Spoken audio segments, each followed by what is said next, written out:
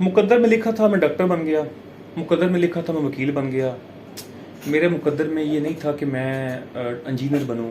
اللہ نے میرے مقدر لکھے ہی ایسے ہیں، پتہ نہیں ہمارے مقدر کب جاگیں گے. اس قسم کی جو باتیں ہیں وہ ہم کافی دیر سے سنتے آ رہے ہیں لوگوں سے. ہم لوگ یہ سمجھتے ہیں کہ اللہ نے جو ہمارے لکھ دیا ہے وہ ہم نے جو آئندہ کرنا ہے وہ لکھا ہوا ہے سارا، اس سے ہٹ کر کچھ بھی نہیں ہو سکتا.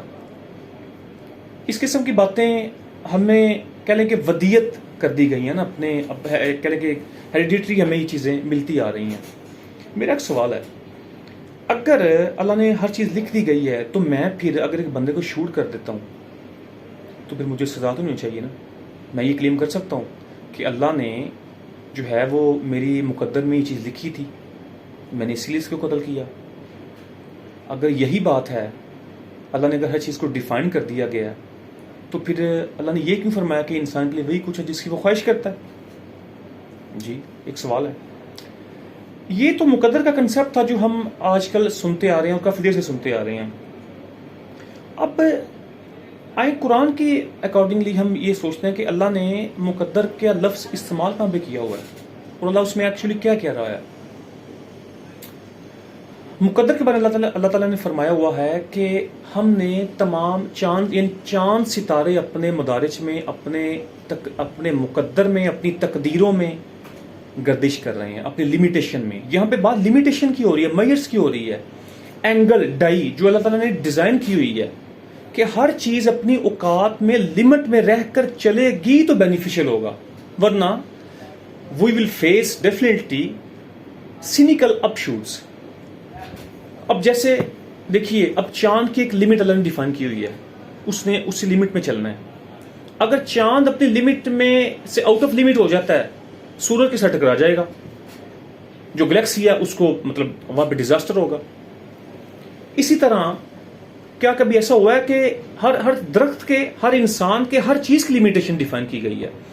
جس طرح کہ ایک درخت میں اگر آم کا ایک درخت ہے، از اٹ پاسبل کہ اس میں کھجوریں لگ جائیں؟ از اٹ پاسبل کہ ایک بلی ایک چوہے کو جنم دے؟ چونکہ ہر چیز کی ایک لمٹ ڈیفائن کر دی گئی ہے. اگر ہم لمٹس میں نہیں رہیں گے، بیونڈ لمٹ جائیں گے تو نقصان اٹھائیں گے. We will definitely face a music of our misdeeds. پیارے بھائیو، یہ جو مقدر کا کنسیپٹ ہے یہ خراب ہوا کیسے تھا؟ اللہ تو اصل میں یہ بات کر رہا ہے. اللہ نے یہ تو نہیں کہا گیا کہ تم یہ کرو گے، تم یہ کرو گے. ہاں، اللہ کے حافظے میں یہ چیز محفوظ ہے کہ یہ بندہ ایسا کرے گا، یہ بندہ ایسا کرے گا. اس کو علم ہے غیب کا، اس کو پتہ ہے. لیکن اسے یہ تو ڈیفائن نہیں کیا ہوا کہ یہ کرنا ہی کرنا ہے اس نے، یہ والی چیز یہ والی. یہ تو ہماری ول کے اوپر ہے نا، ہماری خواہش کے اوپر ہے کہ ہم کرنا کیا چاہ رہے ہیں، جیسا کہ اللہ نے فرمایا ہوا ہے. یہ مقدر کا کنسیپٹ خراب ہوا کیسے تھا؟ جب کربلا میں آل رسول کو شہید کیا بنو امیہ نے، تو انہوں نے کہ یہ بڑا ڈونگر چایا کہ چونکہ نبی پاک صلی اللہ علیہ وسلم نے فرمایا تھا کہ یہ میرا نواسہ کربلا میں شہید ہوگا، جس قسم کی انٹیمیشن ان کو پہلے ملی بھی تھی آپ صلی اللہ علیہ وسلم کو. اب انہوں نے کہا جناب ہم نے نبی پاک صلی اللہ علیہ وسلم کی بات کو پورا کیا، چونکہ یہ بات ان کے مقدر میں لکھی ہوئی تھی. اللہ بھی فرماتا تھا کہ یہ کربلا میں شہید ہوں گے. ہم نے تو ان کی کنزیومیٹ کیا ان کی بات کو، یا ان کی بات کو ایگزیکیوٹ کیا ہے. ہم نے خود سے تو کچھ بھی نہیں کیا.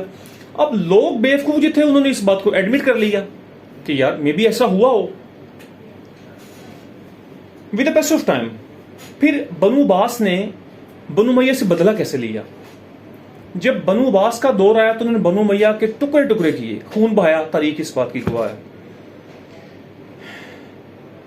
کنسیکوینشلی جب ان سے پوچھا گیا بھائی آپ نے بنو امیہ کو کیوں قتل کیا، انہوں نے کہا کہ یہ ان کے مقدر میں لکھا ہوا تھا ہم سے شہید ہونا. اگر حسین کا قتل ہونا یا ڈیفینیٹلی شہید ہونا ان کے مقدر میں تھا نا، جیسے انہوں نے بات کی ہے، تو پھر ان کا ہم سے قتل ہونا اور واصل جہنم ہونا پھر ان کے مقدر میں تھا.